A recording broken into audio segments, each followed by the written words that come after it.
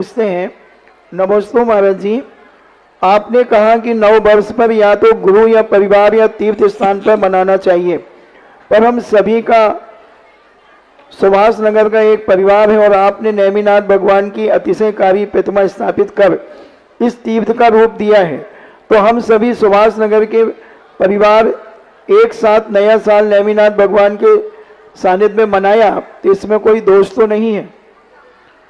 वो तो हमने तीन चीजें कही थी ना।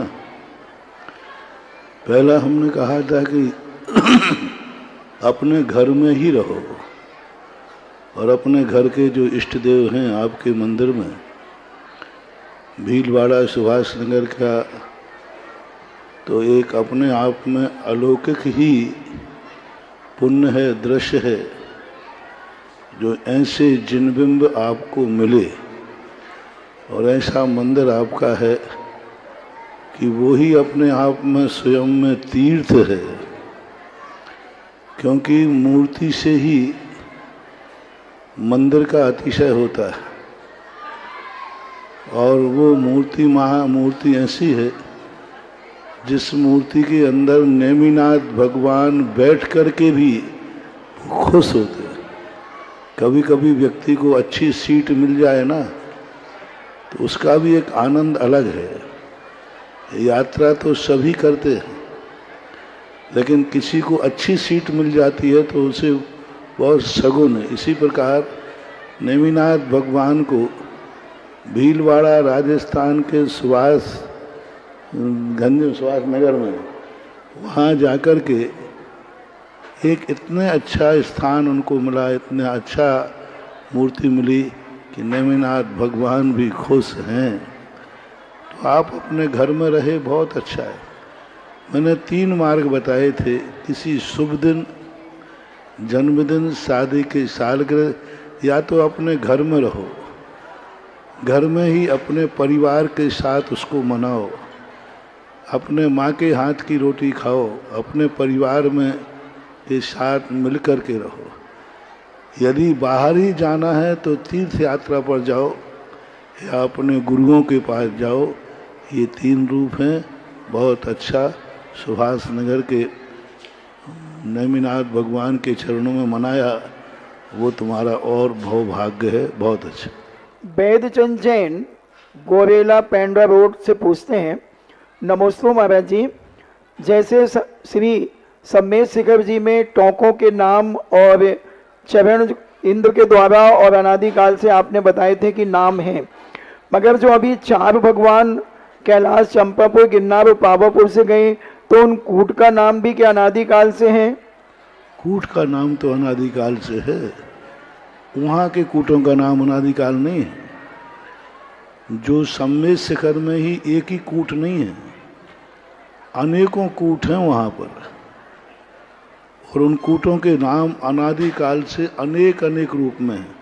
24 ही नहीं है, कई कूट हैं वहाँ पूरे सम्मेद शिखर के पहाड़ के अंदर। और उन कूटों पर से किस कूट पर से कौन गए वो चिन्हित किया जाता है। कैलाश, चंपापुर, पावापुर और गिरनार ये कूट नहीं कहलाते, इनके कूट का कोई नाम नहीं है। आगम में कुछ नहीं लिखा गया गिरनार के कौन से कूट से गए, कैलाश पर्वत के कौन से कूट, वहाँ कूट है ही नहीं, क्योंकि वो कोई अनादि अनंत कालीन पवित्र पहाड़ नहीं, और ये पहाड़ शाश्वत भी नहीं। ये पहाड़ सब समयानुसार मिटते रहते हैं। अगली 24 आएगी तो गिरनार पर्वत रहेगा ही नहीं, मिलेगा ही नहीं कि गिरनार पर्वत कहाँ है, मिलेगा ही नहीं आपको कि पावापुर कहाँ है। सब प्रलय में खत्म हो जाएंगे, लेकिन शिखर जी कभी प्रलय में खत्म नहीं होगी। वो प्रलय के पहले भी है, प्रलय के बाद भी रहेगी। कैलाश पर्वत भी खत्म हो जाएगा, कैलाश पर्वत भी रहने वाला नहीं है, लेकिन कैलाश पर्वत जब आगे छठा काल आएगा, जब प्रलय पड़ेगा, इसमें कैलाश, गिरनार, चंपापुर, पावापुर ये सब पहाड़ विलय को प्राप्त हो जाएंगे, सब खत्म हो जाएंगे। माँ सम्मेद शिखर का स्थान शाश्वत रूप से वही बचेगा। पहाड़ में तो कमी आएगी, पहाड़ तो नीचे को धसेगा, प्रलय तो वहाँ भी आएगा, लेकिन स्थान परिवर्तित नहीं होगा। वो स्थान नीचे जमीन में रखा हुआ नंद्यावर्त ऊपर आकर के पुनः सम्मित शिखर की रचना करेगा और पुनः वे कूट जितने हैं सब एक एक करके सब प्रकट होकर दिखेंगे। इसलिए अन्न पर्वत जो हैं ये तात्कालीन सिद्ध भूमियाँ हैं और सम्मित शिखर शाश्वत सिद्ध भूमि है।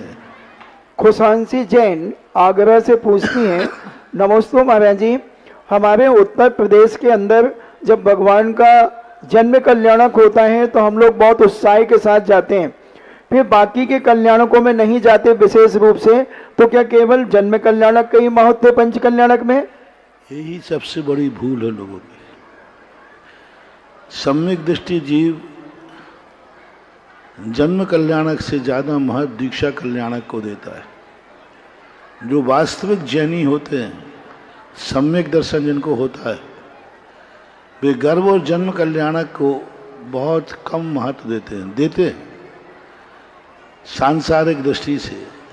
जिनका अभी संसार बहुत बाकी है वे गर्भ और जन्म को संभालते हैं, उसको महत्व देते हैं, और जिनका संसार बहुत जल्दी तरने वाले हैं वे दीक्षा और केवल ज्ञान को नंबर देते हैं। 5 पेपर हैं और इसमें सब में नंबर हैं। सम्यक दृष्टि 5 नंबर देता है गर्भ कल्याणक को, 10 नंबर देता है जन्म कल्याणक को, 20 नंबर देता है दीक्षा कल्याणक को, और 40 नंबर देता है केवल ज्ञान कल्याणक को। कितने नंबर बचे? 30 बचे हैं? 30 बचे। और अंत के जितने बचे वो मोक्ष कल्याणक को जाके दे देता है। सबसे ज्यादा सम्यक दृष्टि जीव जितने होंगे वो कल से ज्यादा उत्साहित होंगे, जिनका आसन्न भव होंगे, जिनका जल्दी कल्याण होना है, वे दीक्षा कल्याणक को सबसे ज्यादा महत्व देंगे। जो जिसको महत्व देता है वही पाता है। जो जन्म को महत्व देगा उसका जन्म को बार बार मिलेगा जन्म, और जो दीक्षा को महत्व देगा उसे बार बार दीक्षा मिलेगी, जल्दी दीक्षा लेगा। और जो केवल ज्ञान को महत्व देगा उसे जल्दी केवल ज्ञान होगा, और जो मोक्ष को महत्व देगा उसे जल्दी मोक्ष होगा। ये 5 दिन आपके खुद के निर्णय के हैं कि आपको इनमें से कौन सा पसंद है, वही आपका भविष्य है। आज इस एरिए में थोड़ा सा तुम्हारे यूपी में ही थोड़ा सा नीचे ललितपुर की तरफ उतर जाइए बुंदेलखंड में, वहाँ जितनी भीड़ गर्भ कल्याणक में होती है उससे दूनी जन्म कल्याणक में, उससे दूनी दीक्षा कल्याणक में। शाम तक पंडाल हाउसफुल बड़ा रहता है। उससे दूनी केवल ज्ञान कल्याणक में, और 5 दिन में जितनी भीड़ होती है उससे कई गुनी भीड़ मोक्ष कल्याणक में होती है। इसलिए आज वहाँ धर्म है, आज वहाँ धर्म के संस्कार हैं। आज आचार्य जैसे महाराजों के लिए इसलिए बुंदेलखंड पसंद है कि जहाँ दीक्षा केवल ज्ञान और मोक्ष कल्याणक को ज़्यादा रुचि दिखाई जाती है, भक्ति दिखाई जाती है, वहीं से मोक्ष मार्ग चलता है और वही करने योग्य है। राजस्थान में गया तब भी राजस्थान तो पूरी भोग भूमियाँ हैं, वहाँ भोगों की विलासता की है। बस जन्म कल्याणक हो गया, पंच कल्याणक खत्म। दीक्षा केवल ज्ञान कल्याणक तो पंडित जी और महाराज जी और इंद्र बने, बस वो ही रह जाते। धीरे धीरे राजस्थान में मैं 20-25 साल 30 साल रहा, वहाँ के लोगों के मानस बदले। लोगों को कहा, अरे कहाँ तुम लोग भटक रहे हो, संसार की क्रियाओं को महत्व दे रहे हो दीक्षा, तो अब जरूर वहाँ दीक्षा और केवल ज्ञान कल्याणक का महत्व बढ़ने लगा है। अपने जीवन में हमेशा ध्यान रखना, संसार तो होता रहा है, होता रहेगा, लेकिन दीक्षा होना, केवल ज्ञान होना, मोक्ष होना, यह हमारा अंतिम लक्ष्य होना चाहिए। और वो जब ही प्राप्त होगा जब इन कल्याणकों में तुम्हारी सबसे ज़्यादा रुचि हो कि नहीं हम जन्म पे जाएं या नहीं जाएं, हम गर्भ कल्याणक में जाएं या नहीं जाएं, लेकिन हम दीक्षा कल्याणक में जरूर जाएंगे, क्योंकि हमें भी एक दिन दीक्षा लेना है। ऐसा श्रीमती चंदा जैन पूछती है, नमोस्तु महाराज जी, संक्लेश परिणामों से आयु कर्म की उदीर्णा होती है और हमने सुना है आपके मुखारबिंद से कि तीर्थंकर प्रकृति का बंध भी तीव्र संक्लेश परिणामों से होता है, तो ऐसा क्यों होता है? तीव्र संक्लेश परिणाम दो प्रकार के होते हैं। एक जगत में बीमारी फैल रही है और बहुत टेंशन, कैसे बीमारी दूर करूं, कैसे इसको सुखी करूं, ये संक्लेश धर्म ध्यान है। संसार के दुखों को कैसे दूर करूं, सामने कोई बीमार है कैसे बीमारी दूर करूं। तो तीर्थंकर को जो संक्लेश होता है जगत कल्याण का होता है, तो वो धर्म ध्यान कहलाता है। जब आत्म कल्याण और जगत कल्याण के लिए संक्लेश हो तो वह धर्म ध्यान कहलाता है। जैसे मुनि महाराज सम्यक दृष्टि जीव, धर्म छूट जाए तो संक्लेश करता, मेरी सामायिक छूट गई, संक्लेश हो गया। सम्यक दृष्टि कहता मेरा आज मंदिर नहीं जा पाया, मंदिर छूट गया। अब उसको जो संक्लेश हो रहा है वो आर्त ध्यान नहीं, वो धर्म ध्यान ही है। अपने कल्याण और जगत के कल्याण के प्राप्त करने के लिए जो आकुल व्याकुल परिणाम होते हैं, वे आकुल व्याकुल परिणाम धर्म ध्यान ही कहलाते। जो संसार के विषय कषायों को लेकर के जो होते हैं वह संक्लेश आयु कर्म की उदीर्णा कराता है, धर्म ध्यान का नहीं। ऐसा पत्रकार महेंद्र जैन इंदौर से पूछते हैं, नमोस्तु महाराज जी, हमारे यहाँ पर नवनिर्मित मानसतम जो बनाया गया है वो तिरछापन है, उसमें तिरछा है, तो उसके लिए क्या समाज के ऊपर कोई प्रभाव पड़ेगा? पड़ सकता है। आप योग इंजीनियर को दिखा करके पुनः उसको खोल करके पुनः ठीक से फिट किया जा सकता है। मानसतंभ है, पुनः खोला जा सकता है। बहुत आजकल के तो सब मशीनें चल गई, उसको ठीक कर लेना चाहिए, क्योंकि मानसतंभ एक डंडे पर होता है, झुकते झुकते किसी दिन किसी का नुकसान भी हो सकता है। इसलिए आज कोई ज़्यादा उसमें खर्च नहीं आता, उसको ठीक से ठीक करके व्यवस्थित कर लेना ही अच्छा है, उसी का अच्छा प्रभाव पड़ेगा। जब लोग परम पूज्य संत शिरोमणि आचार्य श्री विद्यासागर जी महाराज की, जो लिए मुनि पुंगव जगत पूज्य सुधा सागर जी महाराज की, जो लिए परम पूज्य छुलक श्री गंभीर सागर जी महाराज की। तो आइए बंधुओं, चलते हैं उस कार्यक्रम की ओर जिस कार्यक्रम के माध्यम से पूज्य गुरुवर ने सामने मौजूद ही नहीं, अपने अपने घर में बैठे हुए लोगों की भी जिज्ञासाओं का समाधान किया करके उन्हें सन्मार्ग दिखाया है। ऐसे उस जिज्ञासा समाधान की ओर में सर्वप्रथम में और इसके बाद तैयार रहेंगी श्रीमती आरती जैन कुरावली, और जिनके नाम लिखे हुए हैं, जिन्होंने नाम दिए हैं, वो आगे आगे आ जाएं, बाकी लोग अपने स्थान पर रहें। जिन्होंने नाम लिखाए हैं वो आगे आगे आ जाएं। नमोस्तु महाराज जी, नमोस्तु नमोस्तु नमोस्तु। छुलक जी के चरणों में इच्छामी इच्छामी इच्छामी। महाराज जी, मेरी एक जिज्ञासा है, जैसे हम पूजन स्टार्ट करते हैं तो 9 बार नमोकार मंत्र पढ़ते हैं, उसके बाद में हम आलोचना पाठ पढ़ते हैं, तो वो सही है या नहीं है? ठीक है, सही है, पढ़ सकते। श्रीमती आरती जैन कुरावली, और इसके बाद तैयार रहेंगे महाराज जी को त्रिवार नमोस्तु नमोस्तु नमोस्तु तथा छुल्लक जी को इच्छामी इच्छामी इच्छामी। महाराज जी, मेरी आज की जिज्ञासा है, आजकल यंग जनरेशन बहुत जल्दी ख़त्म हो जा रही है। क्या ऐसा क्या रीजन पाप किए थे जो इतनी जल्दी जल्दी सब लोग मतलब उनकी डेथ होती जा रही है? पूर्व जन्म में काम बच्चों ने नहीं किए थे, उन माँ बाप ने किए थे, जो 1 और 2 के बाद परिवार नियोजन करा लेते हैं। आप यदि देखो बुजुर्गों के बाद कितने लोग होते थे, 2-2, 5-5, 10-10 बच्चे होते थे। ऋषभ देव के 100 संतानें थीं। अकेली ब्राह्मी सुंदरी 2 माता ने, अकेली ब्राह्मी के यहाँ 99 पुत्रों ने जन्म लिया। तो ये सब आज के कल्चर है, आज का जो कल्चर बन गया है वैज्ञानिक कल्चर। नंदा और सुनंदा, ब्राह्मी सुंदरी तो उनकी बेटियां थी। नंदा और सुनंदा, नंदा के 99 पुत्र थे, एक बेटी थी। तो आज पंच युग में जो संस्कृति है यह अच्छे घरानों के ऊपर, अच्छे शिक्षित परिवारों पर सबसे ज़्यादा व्यक्ति पाप तो नहीं छोड़ रहा है, लेकिन उसका जो फल अच्छा लगता था उस पर बंदेज कर रहा है।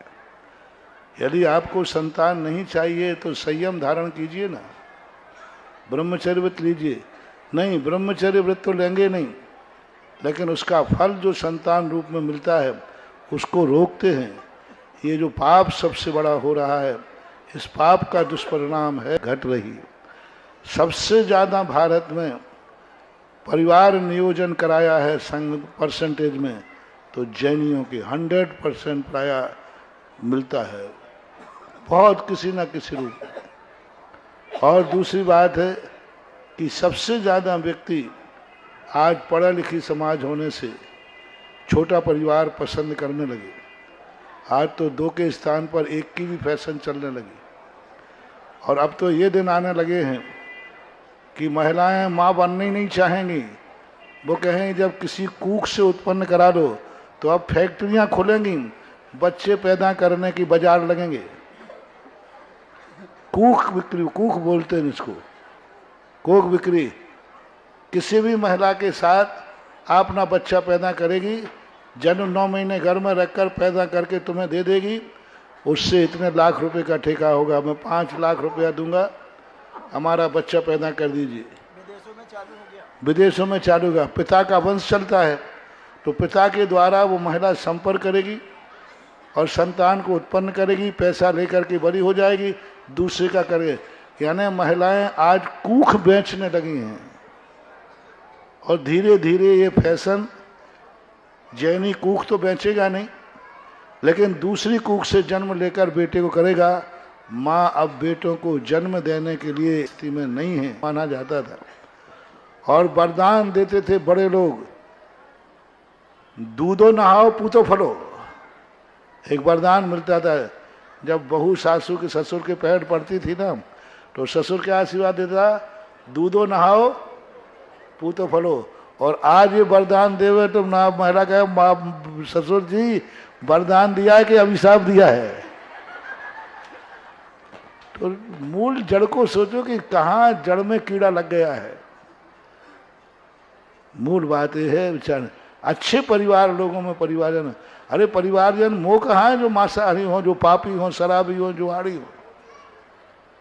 जैनी के लिए परिवार नियोजन कराने की जरूरत ही नहीं है, क्योंकि मैंने कहा था अभी कहीं पर फिरोजाबाद के प्रश्नों में, जैनी संतान को जन्म नहीं देता है,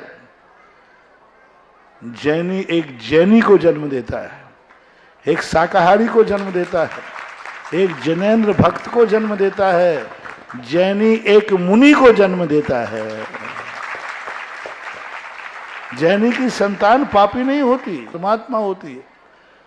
तो जैनी की जब संतान होती तो वो नमोकार मंत्र पढ़ने वाली होती है जैनियों का। लेकिन क्या करें, सबसे ज्यादा परिवार नियोजन का प्रभाव जैनियों पर पड़ा, क्योंकि ये पढ़ी लिखी समाज थी, समृद्ध समाज थी।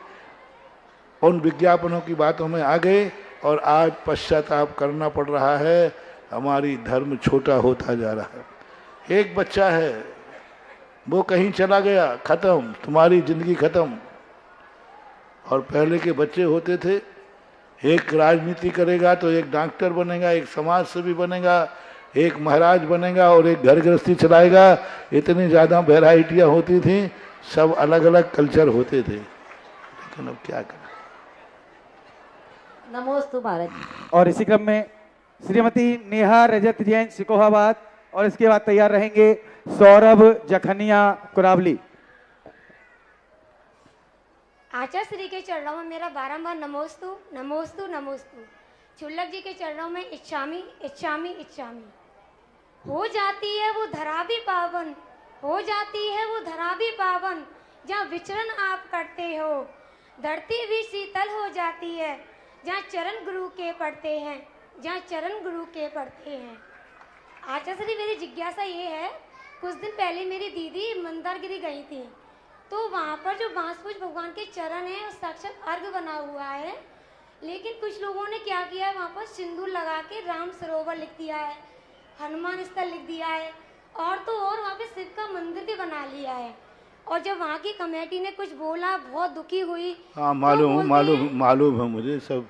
तो ये सारे ओम शांति, ये स्थितियाँ ऐसी हैं कि हमारे पास हम जब चेतते हैं जब दुर्घटना हो जाती, हम दुर्घटना के पहले नहीं चेतते।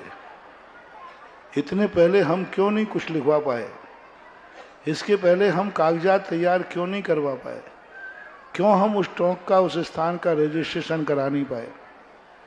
इतने सालों से था, हमें उस स्थान का रजिस्ट्रेशन करा लेना चाहिए था, कागज ले लेना चाहिए था। सरकार के उस स्थान का माल्य नहीं था तो सरकार से उस स्थान को अपने नाम पट्टा ले लेना चाहिए था। बहुत सारे साधन थे। मान लीजिए इतने वर्षों से था, हमारे पास पट्टा नहीं था, सरकार से उस जमीन का, उस स्थान का, जमीन को खरीद लेते। सरकार जमीन बेचती भी है। बहुत सारी भूलें, दूसरों को दोष देने की अपेक्षा कुछ अपने आप को भी दोष दो कि हम लोग कितने कुछ भी नहीं कर पाए। हम इतने सालों से, आज वहाँ दुर्घटना घटी, आज सैकड़ों सालों से, हजारों सालों से दिगंबर जैनी उसको पूजते आए, पूजा करते आए, लेकिन एक किसी सरकार से, किसी कानून के अनुसार, किसी कोर्ट से अपना एक रजिस्ट्रेशन नहीं करा पाए, अपना उस भूमि का अपने नाम से पट्टा नहीं करा पाए। हमारे यहाँ दिगंबर जैन चरण हैं, इसका रजिस्ट्रेशन नहीं करा पाए। आज मैं सारे भारत को लेकर यह संदेशा दे रहा हूँ, जहाँ जहाँ तुम्हारी धार्मिक भूमि है, जहाँ अभी विवाद नहीं आए, अभी भी चेत जाओ, उस जमीन का सर्वे कराओ, उस जमीन के कागज तैयार कराओ, उस जमीन के एक फाइल आगे बढ़ाओ सरकार से कि आज हमारी जमीन हमारे कब्जे में है, हजारों साल से है, इसका सर्वे करो और हमें पट्टा दीजिए, हमें जमीन दीजिए। आज यही तो सब स्थिति बनी। आज दुनिया चेत गई। कारण तो अयोध्या में इतने सालों विवाद हुआ, और आज अयोध्या का सरकार ने पूरा पंजीकरण करके, वो जमीन रामलला के नाम करके और पूरा कागजात बना करके आज लीजिए, वहाँ जाकर के राम मंदिर बन गया। हमेशा के लिए झगड़ा खत्म हो गया। अब कोई झगड़ा नहीं होगा, क्योंकि अब सब पक्का हो गया। ऐसे ही जैनियों से मेरा कहना है, भारत के सब जैनियों से, मंदिर हो, तीर्थ क्षेत्र हो, उसका इतने बाई इतने बाउंड्री में किसी का कोई भी कब्जा नहीं है, कोई भी स्थान नहीं है। आज की तारीख, चलो आगे की ना सही, अतीत का कुछ भी नहीं, आज की तारीख में सर्वे कीजिए, सर्वे कराइए और उस सर्वे के कागज को रिकॉर्ड बना लीजिए कि इस तारीख तक यहाँ पर दिगंबर जैन के अलावा कोई दूसरी चीज नहीं थी। ये करना चाहिए, कुछ कर ही नहीं रहे।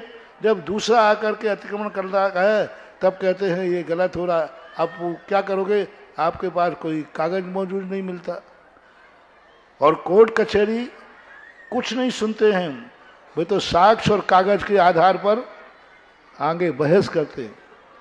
अभी भी क्षेत्र, अभी बहुत सारे क्षेत्र तुम्हारे हाथ में हैं। कितने क्षेत्र हैं, कितने मंदिर हैं जिनका तुम्हारे पास कोई भी लेखा जोखा नहीं है।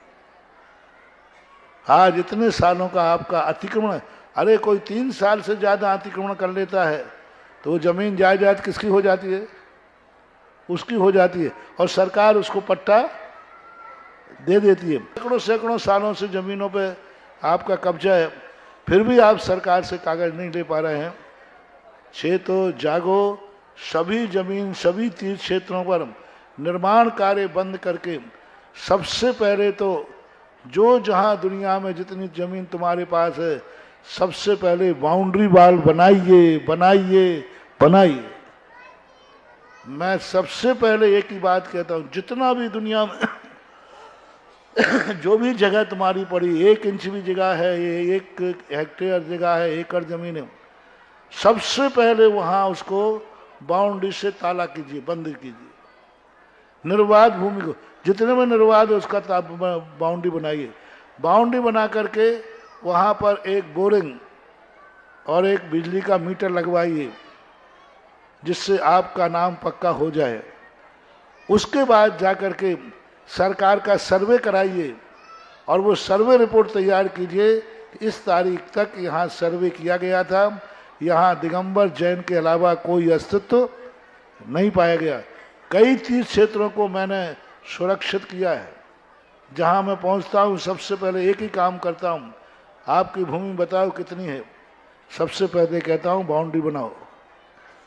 भगवान मत बैठा लो, मंदिर गिर रहा है गिरने दो, मंदिर गिर रहा है गिरने दो, उसको गिरे हुए मंदिर को भी उठा लिया जाएगा, लेकिन जमीन चली जाएगी तो वापस लाना मुश्किल हो जाएगा। सबसे पहले बाउंड्री बनाओ। आज यदि बाउंड्री बनी होती तो इंदौर की गवर्नमेंट गिरी पर खतरा नहीं आता। आज बाउंड्रियां बनी होती तो इन 30 क्षेत्रों पर कोई खतरा नहीं आता। आज बाउंड्री बनी होती, उस स्थान को चारों तरफ से बाउंड्री बनी होती, चंपापुर में कोई प्रवेश नहीं कर पाता। तो ये सब चीज़ों पर विचार करें। मेरा तो सिद्धांत है, पत्तों से अपेक्षा जड़ के सोचो। एक माँ को चौराहे पर किसी ने लूट लिया, लोगों ने हंगामा मचाया, चोर को पकड़ो चोर को पकड़ो, और मैंने कहा सबसे पहले उस बेटे को पकड़ो जिसने अपनी माँ को रात में बाहर निकाल दिया है। वो बेटा कहाँ गया जिससे माँ लुट रही थी तब? तो ये सोचना चाहिए। सौरभ जखनिया कुराली और इसके बाद तैयार सिरसागंज। नमोस्तु गुरुदेव, नमोस्तु गुरुदेव, नमोस्तु। इच्छामी महाराज जी, इच्छामी महाराज जी, इच्छामी महाराज जी। महाराज जी मेरे ये प्रश्न है। आप बाउंड्री बनाइए, किसी को कोई ऐतराज नहीं होगा। विवाद के बाद फिर बनाने में दिक्कत हो जाती है, क्योंकि सामने वाला है तो कोर्ट को कहना पड़ता है कि आप कागजात लाइए, आप साक्ष्य लाइए, आदि आदि। महाराज जी मेरी जिज्ञासा है, आजकल जो वेदियां बन रही हैं उन पर पद्मासन, खड़ासन, प्रतिमा जो खुले में है, उनके ऊपर बरसात का पानी जो पड़ता है और वो नाली में जाता है, इसका क्या दोष है?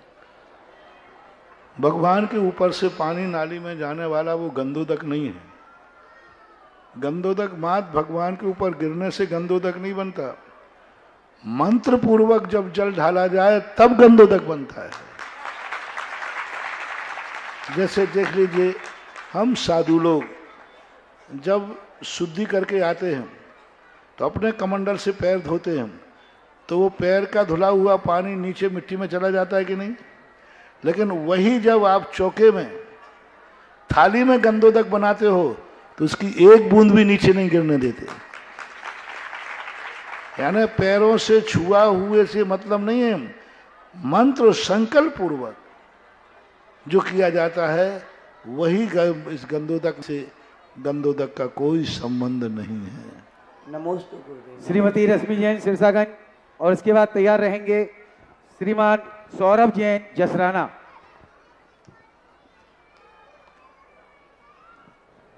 नमोस्तु महाराज जी, नमोस्तु महाराज जी, नमोस्तु। इच्छामी चुलक जी, इच्छामी। महाराज जी मेरी जिज्ञासा ये है कि सभी तीर्थंकर नमः सितेभ्य कहकर जिन इच्छा ले लेते हैं कि कभी उनके मन में जिनेंद्र भगवान के दर्शन का स्मरण तक नहीं आता क्या? भगवान के नाम का स्मरण क्यों करना चाहिए? भगवान बनने के लिए करना चाहिए। तो भगवान बनने का उनका रजिस्ट्रेशन हो गया, अब काय के लिए करें? पर्पस ही खत्म हो गया। अब उनको बनना है सिद्ध, तो सिद्ध बनने की बात वो कर लेते हैं। बाकी जिनेंद्र आदि भगवान उनका भाव नहीं आता है, निषेध भी नहीं है, ऐसा उनका नियोग है कि उनके अंदर ऐसी परिणति जागती ही नहीं है। सौरभ जैन जसराना और इसके बाद तैयार रहेंगी कुमारी अक्षता जैन मैनपुरी। मुनिश्री के चरणों में बारंबार नमोस्तु नमोस्तु नमोस्तु। क्षुल्लक जी के चरणों में इच्छामी इच्छामी इच्छामी। गुरुवर कहते हैं अगर शुरुआत अच्छी करो तो एंड अच्छा होता है, लेकिन हमने धर्म नगरी गिरोर में आपके आशीर्वाद लेकर जो होटल और वह रेस्टोरेंट का त्याग करा था, लेकिन गुरुवर अब आपके आशीर्वाद से ऐसे भाव प्रकट हुए हैं कि अदर शादी ब्याह या समाज की शादी ब्याह या बाजार का कोई भी फास्ट फूड जब तक जीवित रहेंगे हमेशा उसका त्याग रहेगा, ऐसा आपका आशीर्वाद चाहते हैं। नमोस्तु गुरुदेव, नमोस्तु गुरुदेव। हाँ शिव। कुमारी अक्षता जैन मैनपुरी और इसके बाद तैयार रहेंगी श्रीमती प्रेमलता जैन आगरा। महाराज जी को मेरा त्रिबार नमोस्तु। क्षुल्लक जी को मेरा त्रिबार इच्छामी। महाराज जी मेरी जिज्ञासा ये है कि सिद्ध भगवान की केवल आकृति होती है, उनकी प्रतिमा जी क्यों नहीं होती? आप लोग बनाते नहीं हो, होती तो है। अकृत्रिम चैत्यालयों में सिद्ध भगवान की मूर्ति होती है।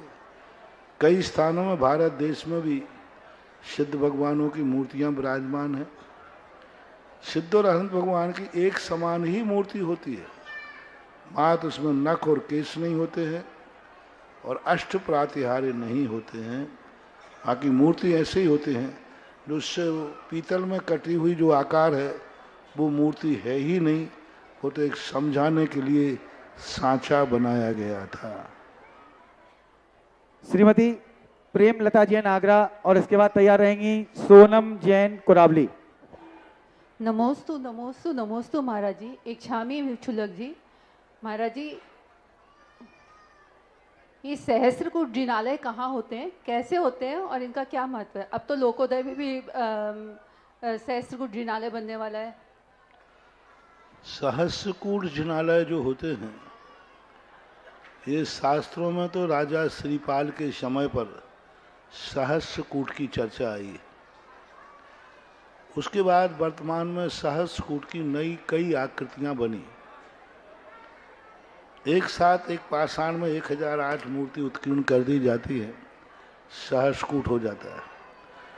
आज वर्तमान में सहस्त्रकूट को मंजिल के रूप में लिया जा रहा है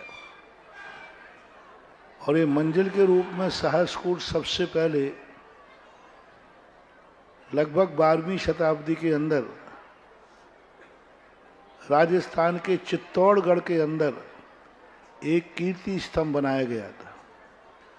उस कीर्ति स्तंभ के बाहरी भाग में 1008 मूर्तियां उत्कीर्ण की गई थी, सबसे पहले वहां हुआ। उसके बाद से वह कीर्ति स्तंभ के रूप में कहीं पाया नहीं गया। वर्तमान में अभी जो कीर्ति सहस्त्रकूट बन रहे हैं वो 10 मंजिल के हिसाब से 108 108 करके इस रूप में सहस्त्रकूट बनाए जा रहे हैं। सहस्त्रकूट के संबंध में इसलिए नाना प्रकार बनने लगे क्योंकि आगम में इसका कोई आकार प्रकार नहीं लिखा कि सहस्त्रकूट जिनालय किस आकार में होना चाहिए, किस प्रकार में होना चाहिए, इसका कोई नक्शा शास्त्रों में नहीं है। इसी का परिणाम है कि सहस्त्रकूट आज नाना रूपों में पाए जा रहे हैं। कोई 10 मंजिल के रूप में बना रहा है, कोई एक ही मंजिल में 1008 मूर्तियां एक पाषाण में खोद कर उत्कीर्ण कर रहे हैं। तो इस प्रकार का नाना रूप बनने का मिलता है। जैसे मंदिर का नक्शा शास्त्रों में है कि गर्भालय होना चाहिए, मंडप होना चाहिए, श्रृंगार चौकी होना चाहिए, ऐसे सहस्त्रकूट के संबंध में कोई उल्लेख देखने में नहीं आया। फिर भी शास्त्रों में सहस्त्रकूट का नाम मिलता है। मतलब ये सिर्फ कृत्रिम ही होते हैं, अकृत्रिम नहीं होते? अकृत्रिम नहीं, अकृत्रिम में कहीं भी सहस्त्रकूट का कोई भी अकृत्रिम जिनालय अभी तक आगम में पढ़ने में नहीं आया। अकृत्रिमों में मात्र 108 प्रतिमाएं एक एक जिनालय में होती हैं, इतना उल्लेख है। सहस्त्रकूट कहीं भी अकृत्रिम चैत्यालय में कहीं भी देखने में कहीं भी वर्णन शास्त्रों में नहीं मिला। सोनम जैन कुरावली और इसके बाद तैयार रहेंगे श्रीमान अनिल कुमार जी जैन टूंडला। महाराज जी के चरणों में त्रिवार नमोस्तु नमोस्तु नमोस्तु। क्षुल्लक जी को इच्छामी इच्छामी इच्छामी। महाराज जी हमारी जिज्ञासा ये है, जैसे हमें कोई नियम दिलवाया जाता है 1 साल के लिए और हम अपने मन में उसकी लिमिट बनाते हैं कि 1 महीने के लिए करेंगे या 2 महीने के लिए करेंगे, तो हमें ऐसा करना चाहिए? इसका क्या परिणाम मिलता है? बेईमानी है, सीधी बात। इसका फल क्या है? हमें जिंदगी भर के लिए मुनि बनाया गुरु ने, और मन में डाल लो अपन तो 1 साल के लिए बन रहे हैं, तो बेईमानी है, बहुत बड़ी बेईमानी। उस समय जिस समय जो नियम दिया जा रहा है वही लेना चाहिए, अन्यथा उसको वहीं समय का खड़े होकर कहना चाहिए हम 1 वर्ष के लिए नहीं ले पाएंगे, हम 1 महीने को ले पाएंगे। और समय कमेटी की या कार्यक्रम करने वाले की अनुमति होगी तो तुम बाबर हो आ जाना, नहीं तो बाहर चले जाना। 2 नंबर का काम कर करके शामिल होना ये ठीक नहीं है, अच्छी बात नहीं। श्रीमान अनिल जी टूंडला और इसके बाद तैयार रहेंगी कुमारी निशंका जैन मैनपुरी। परम पूज 108 तीर्थ चक्रवर्ती मुनिपुंगव श्री सुधासागर जी महाराज जी के पवित्र पावन चरणों में नमोस्तु नमोस्तु नमोस्तु। क्षुल्लक रत्न 105 श्री गंभीर सागर जी महाराज जी के चरणों में इच्छामी इच्छामी इच्छामी। पूज्य गुरुवर, जैसे हमारे इस क्षेत्र में जन्म कल्याणक का विशेष महत्व होता है और जन्म कल्याणक के दिन बहुत भीड़ आती है, बाकी जो 3 कल्याणक हैं बाद के उनमें भीड़ कम आती है, जबकि बुंदेलखंड में ऐसा देखा जाता है कि वहाँ बाद के 3 कल्याणकों में आपने इस प्रश्न का जवाब दे दिया। 2 मिनट पहले ही हुआ ठीक है, नमस्ते। पूरा बड़े विस्तार से भी बता दिया। जिनको आसन भव्य हैं, मुमुक्षु हैं, जैन हैं, उनको क्रमशः आगे आने वाले पंचरणकों का महत्व देना चाहिए। दीक्षा केवल ज्ञान मोक्ष कल्याणक को हम जितना महत्व देंगे उतना ही मोक्ष हमारे निकट आएगा, क्योंकि जो जिसका उत्सव मनाता है कल उसको वही प्राप्त होता है। नमोस्तु गुरुवर, नमोस्तु गुरुवर, नमोस्तु गुरुवर। दोनों बार ये प्रश्न आया और गुरुवर ने पूरी शंका का समाधान कर दिया। हम सबको भी ये देखना है, आज जन्म कल्याणक है, अब 3 दिन बचे हैं, तब ज्ञान और मोक्ष। और अगर ये लगे किसी को कि वो इतनी सर्दी में कैसे जाएं, तो एक बार इन गुरुवर का चेहरा अपनी नजर में भर लेना और देख लेना कि हम 4-4 स्वेटर पहन के एक बार सोच रहे हैं हम कैसे जाएं, ये गुरुवर कहां से चलकर और कहां तक आ गए हैं। एक बार इनका चेहरा अपनी नजर में, अपने दिल में देख लेना तो ये आने की सर्दी बिल्कुल खत्म हो जाएगी। इसी के साथ कुमारी निशंका जैन मैनपुरी और तैयार रहेंगे सत्यम जैन मैनपुरी। धर्म ध्यान का भरा खजाना जिसमें बोए रत्नाकर, सदा रहे जय वंशन आचार्य श्री विद्यासागर, सदा रहे जय वंशन गुरु श्री सुधा सागर, सदा रहे जय वंशन गुरु श्री गंभीर सागर।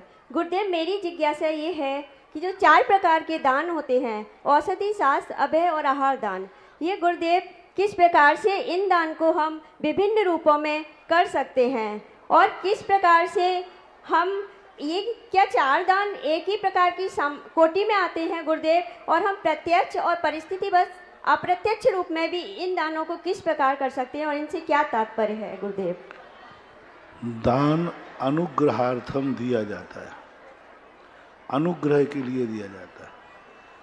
सामने वाले के लिए उपकार होना चाहिए, वह दान कहलाता है। सामने वाले को लाभ होना चाहिए, वह दान कहलाता है।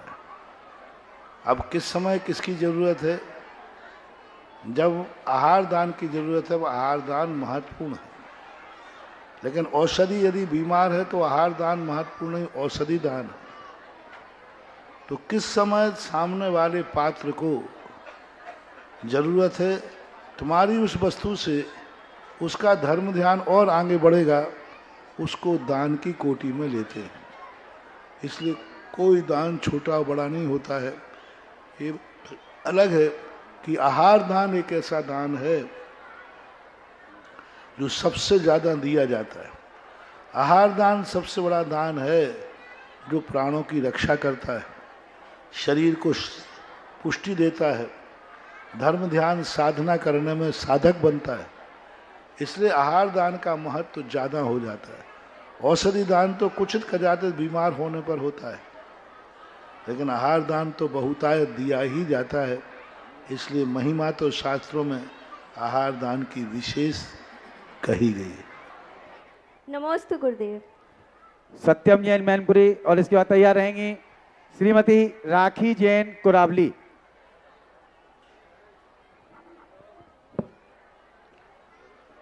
महाराज जी के चरणों में मेरा त्रैवार नमोस्तु नमोस्तु नमोस्तु।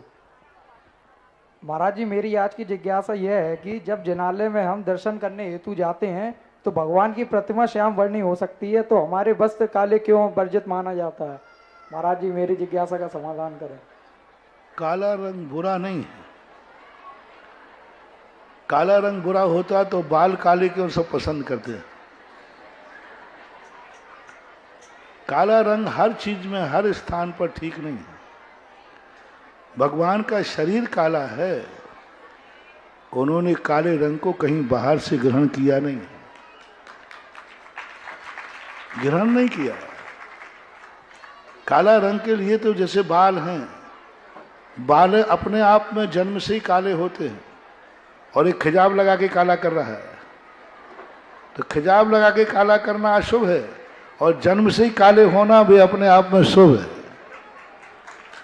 काला तिल होता है।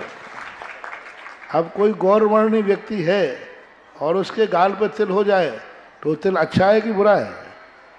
अच्छा है तो काला ना। इसलिए काला रंग का अर्थ है कपड़े आपके काले बुरे हैं, कपड़े आदि आप पहनते क्योंकि आप काली वस्तु को स्वीकार कर रहे हैं, और काली वस्तु क्या होती है? शोषण करती है।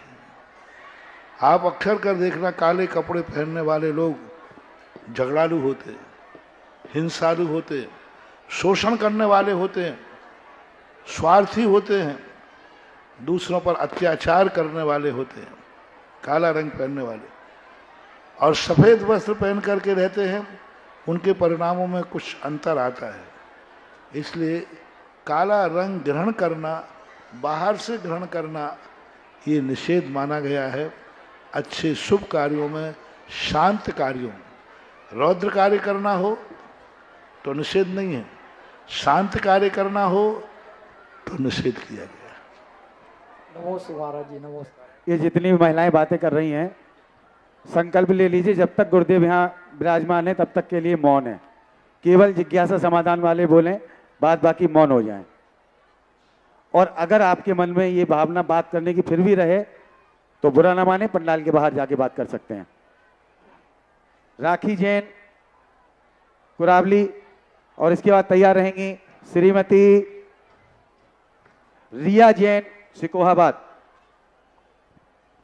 महाराज जी को त्रिवार नमोस्तु, छुल्लक महाराज को त्रिवार इच्छामी। महाराज जी, मेरी जिज्ञासा ये है कि सूतक पातक वाले गरवाले में जा सकते हैं और वेदी की परिक्रमा करनी चाहिए। जब हम मंदिर की चटाई पर नहीं चलते हैं तो मेज कुर्सी क्यों इस्तेमाल करते हैं मंदिर की, और बीच में बैठ के सामूहिक में पूजा करनी चाहिए? नहीं, शुआ सूतक वाले को उस स्थान तक जाना ही नहीं चाहिए जहाँ लोग पूजन पाठ करते।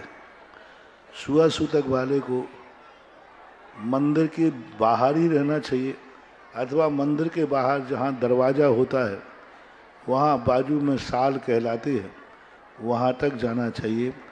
पूजन के स्तर पर टेबल का प्रयोग करना, बर्तन का प्रयोग करना, इन सबको शुआ सूतक वाले को नहीं करना चाहिए। नमस्ते महाराज। श्रीमती रिया जैन सिकोहाबाद और इसके बाद तैयार रहेंगे श्रीमती सविता जैन कुरावली।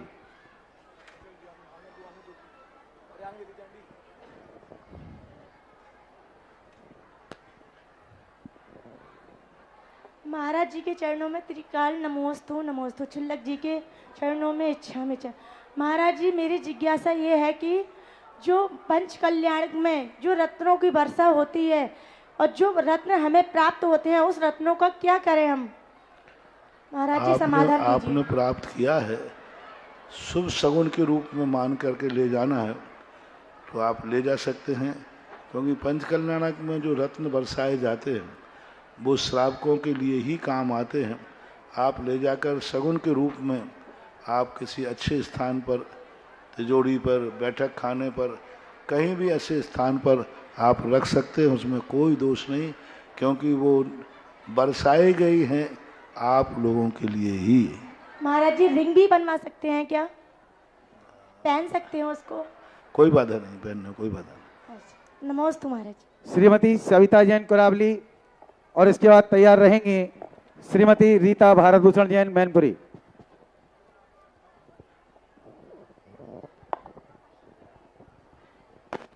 गुरुवर के चरणों में नमोस्तु नमोस्तु नमोस्तु। छुल्लक जी के चरणों में इच्छामी इच्छामी इच्छामी। गुरु ही पतित को पावन बना देते हैं, गुरु ही पथिक को पंथ दिखा देते हैं। गुरु की महिमा क्या कहूँ बंधुओं, गुरु ही भक्त को भगवान बना देते हैं। ऐसे गुरुवर सुधा सागर जी महाराज के चरणों में नमोस्तु नमोस्तु गुरुवर नमोस्तु। पत्ते पत्ते पर नजर डाली, डाली डाली पर नजर डाली। ओम शांति। जिज्ञासा कीजिए, कवि सम्मेलन नहीं है। गुरुवर मेरी जिज्ञासा ये है कि गर्भ कल्याणक में पूर्व गर्भ कल्याणक का और उत्तर गर्भ कल्याणक का क्या महत्व है, क्या तात्पर्य है? जिस दिन प्रवचन दिया था उस दिन मैंने समझा लिया था, शायद उस दिन तुम आपसी में बातें करने बैठी रही होगी। जन्म कल्याणक हो गया, गर्भ कल्याणक के लिए जिस समय प्रवचन सुनाए जाते हैं, क्रियाएं दिखाई जाती हैं, उस समय उनके महत्व समझते हो तो ज़्यादा समझ में आ सकता है। नमोस्तु गुरुवर नमोस्तु गुरुवर नमोस्तु। श्रीमती रीता भारतभूषण जैन मैनपुरी और इसके बाद तैयार रहेंगे पंडित अनंत कुमार जैन मैनपुरी। गुरुदेव के चरणों में बार बार नमोस्तु। छुल्लक जी के चरणों में इच्छामी इच्छामी इच्छामी। महाराज जी जैन शास्त्रों में रुद्र की क्या महत्ता है? जो 11 रुद्र बताए हैं उनकी क्या महत्ता है? उनकी उत्पत्ति कब, क्यों और कैसे होती है? वो एक बहुत बड़े साधक होते हैं, लेकिन उस साधना के बल का जो फल मिलता है, देवताओं की सिद्धियां हो जाती हैं। उन देवताओं को सिद्ध करके वो उनका दुरुपयोग करते हैं। उसी समय वो साधु पद से भ्रष्ट होकर के उन देवताओं के माध्यम से नाना प्रकार की भोगाभिलाषा प्राप्त करते हैं। यही उनका संक्षिप्त स्वरूप है। पंडित अनंत कुमार जैन मैनपुरी और इसके बाद तैयार रहेंगी पायल जैन फिरोजाबाद। महिलाएं अपना नाम देते समय श्रीमती या कुंवारी लिखवा दिया करें तो ज़्यादा उचित रहता है नाम लेने में।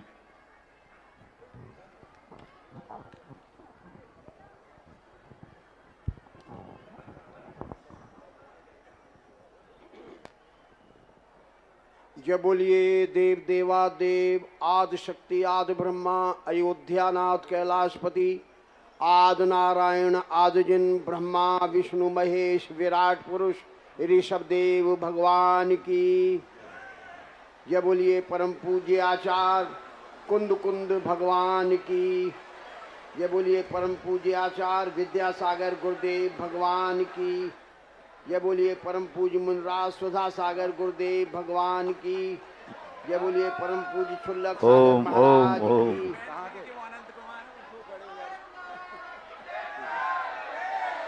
अनंत कुमार जी जब बोलते थे लग रहा कोई ब्राह्मण बामन कोई सूत्र वादन कर रहा है। नारायण की जय। गुरुदेव के श्री चरणों में त्रैवार नमोस्तु करते हुए प्रभु यही प्रार्थना कर रहे हैं कि हम सब जैनी भले ही कम जनसंख्या में हैं, लेकिन आप गुरुजनों के प्रसाद से, आपके प्रताप से हम सब संगठित हैं और देवसाद गुरु के लिए प्राणपण से समर्पित हैं प्रभु। फिर भी कभी कभी हम पर प्रमाद आ जाता है, हमें ऐसी शक्ति प्रदान करें कि हम आपकी उस बात को माने जो हमारे लिए मंगलकर है प्रभु।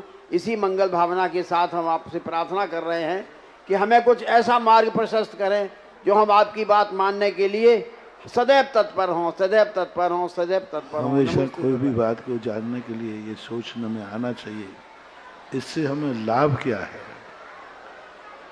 साधु की किसी बात को मानते समय अपने मन को हानि लाभ समझाओ। ओम शांति। बार बार कहने पर भी आप लोग नहीं मान रहे हैं। पीछे आवाजें आ रही हैं, थोड़ी देर शांत बैठ जाएं। एक बार थोड़े निवेदन है, शांत रहें सभी लोग। बच्चों को संभालें। अभी भी आवाज आ रही है।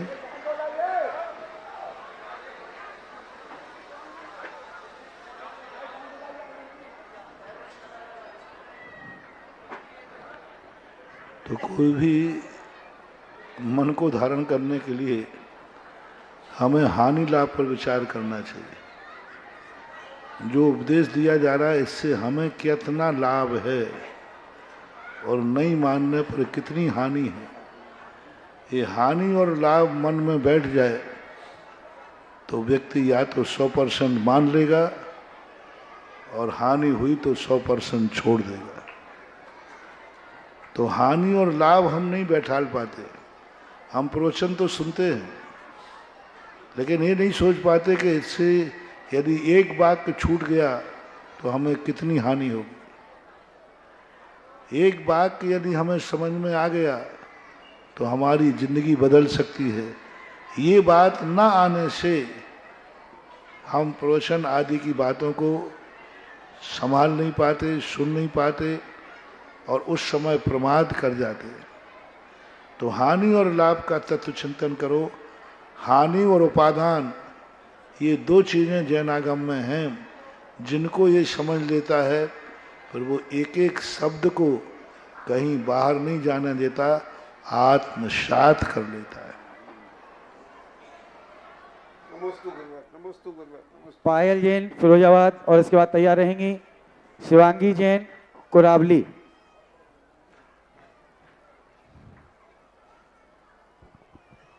आचार्य श्री को मेरा नमस्तु नमस्तु नमस्तु। छुल्लक महाराज जी को मेरा इच्छामी इच्छामी इच्छामी। महाराज जी मेरी जिज्ञासा ये है, जो हम लोग प्रतिक्रमण करते हैं वो सुबह करना चाहिए या शाम को, और इसका क्या महत्व है?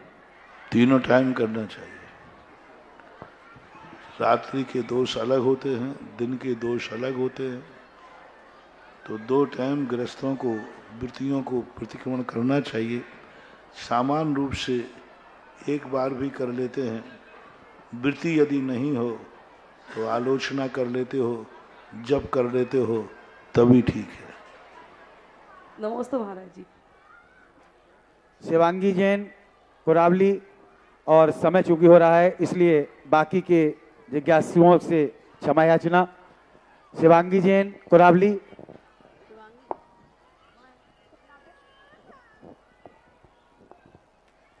पूज्य गुरुवर के चरणों में नमोस्तु नमोस्तु नमोस्तु। पूज्य छुल्लक जी के चरणों में इक्षामी इक्षामी इक्षामी।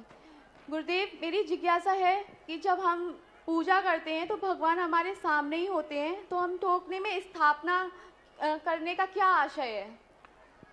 इसके दो कारण हैं। आपके घर में जब कोई रिश्तेदार आ ही रहा है तो फिर आप ये क्यों कहते आइए साहब, वो तो आ ही रहा है। फिर भी आप कहते आइए साहब, फिर भी आप कहते बैठिए साहब। अरे भाई, भगवान में सारे भगवान समाहित हो जाए। अब जब देव साथ गुरु की पूजा करोगे तो देव साथ में भगवान आदिनाथ सामने हैं, तो देव तो अजितनाथ भी थे, संभवनाथ भी थे, वो छूट जाएंगे। और भी जो भगवान थे, मान लीजिए और कोई पूजा करना है तो इसलिए तो वो। और दूसरी बात, ठोना पे भगवान की स्थापना नहीं की जाती। वो भगवान की पूजा के संकल्प के छावल हैं कि मैं आदिनाथ की पूजा कर रहा हूँ, मैं चंद्रपुर भगवान की पूजा कर रहा हूँ, मैं गुरु की पूजा कर रहा हूँ, मैं शास्त्र की पूजा कर रहा हूँ। अब देव शास्त्र गुरु पूजा करोगे तो भगवान सामने है, लेकिन शास्त्र तो नहीं है ना, गुरु तो नहीं है ना, फिर कैसे करोगे? इसलिए एक व्यवहारिक प्रक्रिया है। जैसे आपने उदाहरण दिया, आने वाले को वो आ ही रहा है। अच्छा, आने वाला आ ही रहा है और आप उससे को जब आ ही रहा है तो आप बैठे रहना, कुछ मत बोलना। अब वो आके अपने आप बैठ जाएगा, तुम बैठने की मत कहना है। तो बोलो सामने वाले का अपमान है कि सम्मान है? अरे भाई तुम्हारे पास आए, तुम तो बोल ही नहीं रही। अरे भाई क्यों बोलो, तुम तो आ ही रहे हो। नहीं, सम्मान यही है। वो भली आ रहा है, लेकिन आया है तो एक बार ये कहना चाहिए, आइए साहब, पधारिए, बैठिए। इस प्रकार का एक व्यवहारिक सम्मान की क्रिया है। नमोस्तु गुरुदेव। एक क्षमा याचना के साथ पूज्य गुरुवर से एक पर्ची आई है, मैं समझता हूँ ये महिलाओं के लिए आवश्यक है। इसमें लिखा है, जब कोई स्त्री की दूसरी शादी हो जाती है तो वह जिनेंद्र भगवान की पूजा कर सकती है, पर महाराज जी को आहार नहीं दे सकती, ऐसा क्यों? पूजा अलग चीज है और आहार अलग चीज है।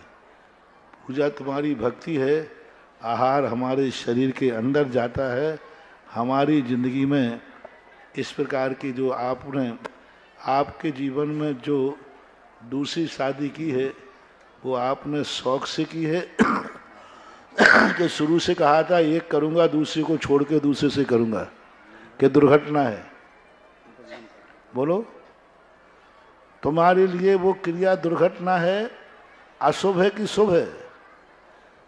जो क्रिया अशुभ होती हो, उस अशुभ क्रिया करने वाले को तुम्हारा दुर्भाग्य था, तुमने ऐसा पाप कर्म किया था जिस परिणाम के कारण से तुम्हें एक से विलग होकर दूसरी शादी करना पड़ी। उस दुर्भाग्य में हम महाराजों को शामिल क्यों करते हो? उसमें जाकर के स्थितियां ठीक नहीं बनती। पूजा तो इसलिए कि पूजा में कोई बाधा नहीं, पूजा तो दुर्जन भी कर सकता है। भगवान की पूजा स्थिति तो कोई भी कर सकता है। भगवान की पूजा के लिए तो एक मेंढक भी अपने मुंह में पाखुड़ी दबा के जा सकता है। मेंढक मुंह में पाखुड़ी दबा के जा सकता है, लेकिन मेंढक चौके में नहीं आ सकता। चौके में आकर पूजा अलग है, आहार प्रक्रिया अलग है। और इसी के साथ बाकी के जिज्ञासुओं से क्षमा याचना। कल से जिज्ञासा समाधान के लिए 6 बजने में 10 मिनट पहले तक जिनके नाम आ जाएंगे उनके नाम लिए जाएंगे। महाराज जी के आने के बाद तक जो नाम या पर्ची देते रहते हैं, कृपया उनसे क्षमा चाहता हूं। कल से ऐसा ना करें, 10 मिनट पहले तक। और आइए चलते हैं, एक सौभाग्यशाली परिवार जो आज भगवान के जन्म कल्याणक महोत्सव के पावन अवसर पर पूज्य गुरुदेव की परिवार सहित आरती करने का सौभाग्य प्राप्त करेगा। एक साथ दो देव शास्त्र गुरु तीनों की एक साथ, क्या बात है, 3 रत्न, 3 रत्नों की आरती एक साथ करने का सौभाग्य एक परिवार।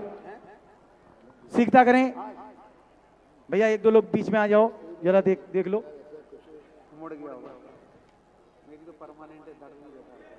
11,111 रुपया होगा जो आज शीघ्रता करें। 21,121 गुरु तीनों की एक साथ 24,724 21,221 21,221 रुपया। देवसास गुरु की आरती जन्म गणक महामहोत्सव के दिवस में करने का पावन अवसर। 21,000 से 21,000 से 21,200। जीवन में बहुत कमाया, बहुत कमाओगी, लेकिन ऐसे प्रतिष्ठा महोत्सव के अंतर्गत ऐसे संत आचार्य भगवंत के आज्ञानुवर्ती शिष्य और प्रभु जिनका जन्म हुआ है, एक साथ सबकी आरती करने का सौभाग्य। 21,000 से 21,1, 2, सवा 2, 2.5, पौने 3, जल्दी करेंगे, समय कम। 25,525, 25,525, 25,525, 25,525 बहुत कमाया, बहुत कमाएंगे, लेकिन ऐसे अवसर बार बार नहीं आएंगे। 25,525, 1, 2, सवा 2, 2.5, पौने 3 और समय कम। ये बोली महिलाएं भी ले सकती हैं। 31,000 से 31, 31 से 31 लिख लेना गुरुदेव तुम्हारे खाते में, नाम हमारा लिख लेना, चरण चाकरी दे देना अपनी शरण।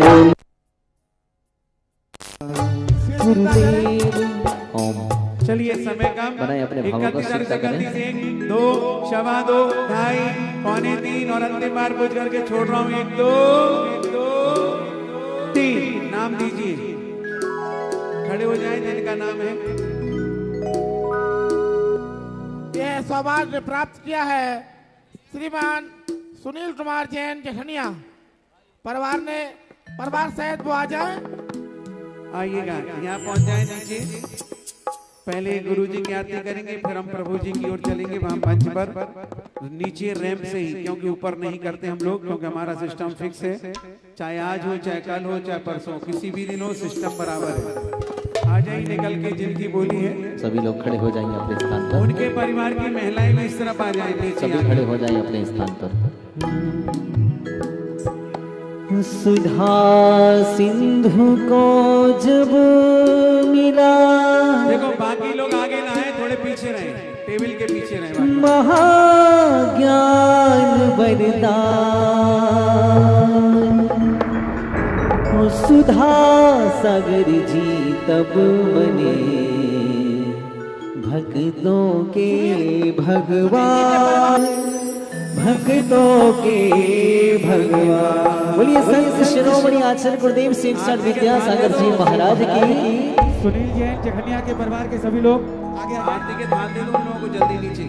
सुनील जैन जखनिया जी के परिवार के लोग सभी आगे आ जाएं। बोलिए जगत पूजनीय बख्शमण मुनिपुंगों सिंह सर सुधा सागर जी महाराज की। हो सुधा सागर की गुण आगर की शुभ मंगल दीप सजाएंगे, मैं आज उतारू आरतियां। ढोलक की चाटी। सुधा सागर की गुण आगर की शुभ मंगल दीप सजाएंगे, मैं आज उतारू आरतियां।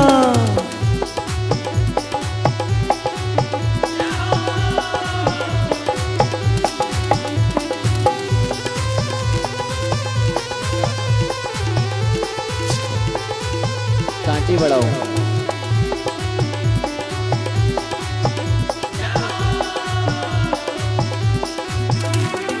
रूप श्री श्री शांति देवी के गर्भ से गुरुआर, ईश्वरवारा जन मिलियो है, सब जन मंगल गाय। गुरु जी सब जन मंगल गाय।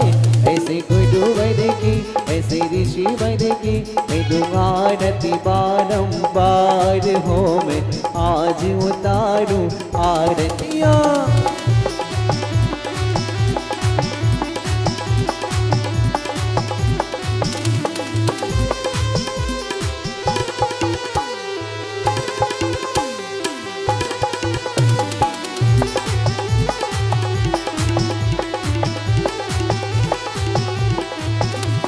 गुरु उपवास व्रतों के धारी, आत्म ब्रह्म विहारी। खड़ग धार शिव पथ पर चल कर, शिथिलाचार्य निवारी। गुरु जी शिथिलाचार्य निवारी। ग्रह त्यागी की वैरागी की, दीप सुमन का धान हो, गुरु आज उतारे आरतियां। दोनों हाथ ऊपर करके भक्ति के साथ हो।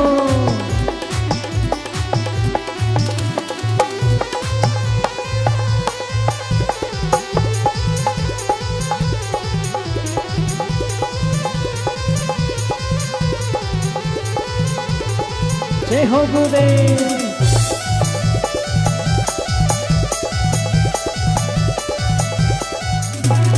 गुरुवैनी आज नयन से लख कर अलौकिक सुख पाया। भक्ति भाव से आरती करके फूला नहीं समाया। गुरुवर फूला नहीं समाया। ऐसे ऋषिवर की, ऐसी मुनिवर की, ऐसे यतिवर की, ऐसे गुरुवर की करूँ आरती बारंबार हो, मैं आज उतारू आरतियां। हो सुधा सागर जी का, हो सुधा सागर जी का, हो सुधा सागर जी का ध्यान लगाओ, जरा जोर से ताली बजाओ। सुधा सागर सागर जी का, ओ सुधा सागर जी का, ओ सुधा सागर जी का ध्यान लगाओ। बजाओ जरा जोरी से ताली बजाओ, गुरुदेव को शीश झुकाओ, गुरुदेव की महिमा का। दोनों हाथ उठाइए, ए ताली ताली ताली ताली ताली ताली। हो सुधा सागर जी का, हो सुधा सागर जी का, हो सुधा सागर जी का ध्यान लगाओ, गुरुदेव को शीश झुकाओ, गुरुदेव की महिमा गाओ, गुरुदेव को शीश झुकाओ।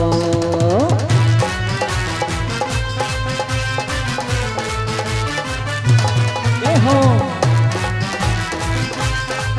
दोनों हाथ उठाइए भक्ति के साथ। जय हो गुरुदेव।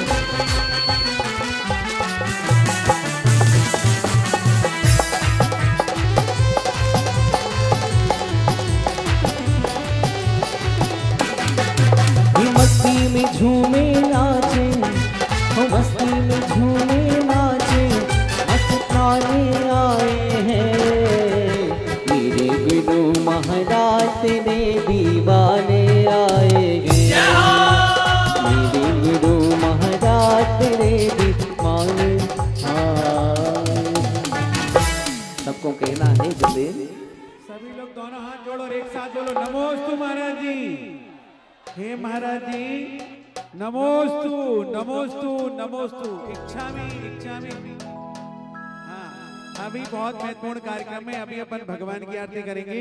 इसके पश्चात तीर्थंकर बालक का पालना झुलाने का सबसे बड़ा दस्तूर, और तीर्थंकर बालक के साथ खेल खिलाने वाला उससे बड़ा दस्तूर, और सबसे बड़ा दस्तूर है कि यहाँ पर जब सौधर्मेंद्र तीर्थंकर बालक को लेके पांडुप बन गई, तीर्थंकर बालक का कलश करके वापस लाए, नामकरण संस्कार किया, और जैसे ही तीर्थंकर की माता को भगवान को सौंपा, फिर करता है विभिन्न मुद्राओं में तांडव नृत्य। तो सबसे पहले तांडव नृत्य भी शुरू होगा, लेकिन ये कार्यक्रम प्रभु की आरती के बाद आपको सिर्फ 15 मिनट का समय दिया है मैंने आरती का। और सुनो भाइयों मेरे कार्यकर्ताओं, जिनकी बोली है उनके अलावा कोई भी रैंप पर नहीं चढ़ेगा। एक आरती के लिए उन्हें रैंप पर, बाकी फिर दाएं बाएं नीचे उतार देंगे हम। सिंगल आरती, बीच में कोई नहीं घूमेगा, ध्यान रखना। चलिए आरती करते हैं। कैमरे वाले दाएं बाएं से फोटोग्राफी करेंगे। सभी लोग खड़े हो जाएं जो लोग बैठे हैं, कोई भी नहीं बैठेगा। पंच परमेश्वरी भगवान की आरती में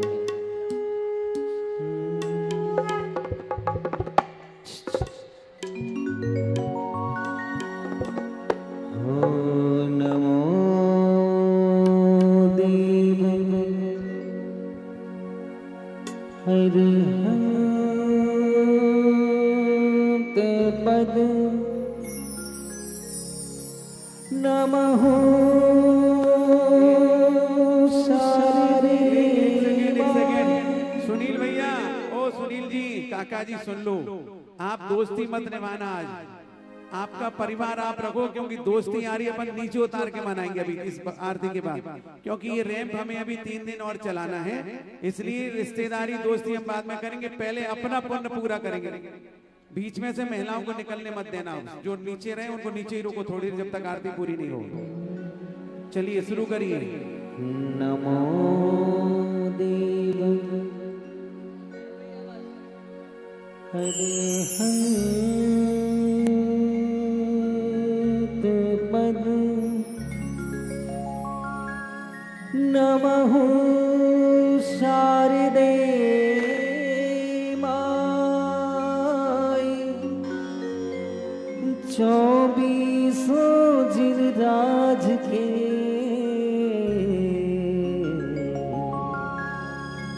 चरण कमल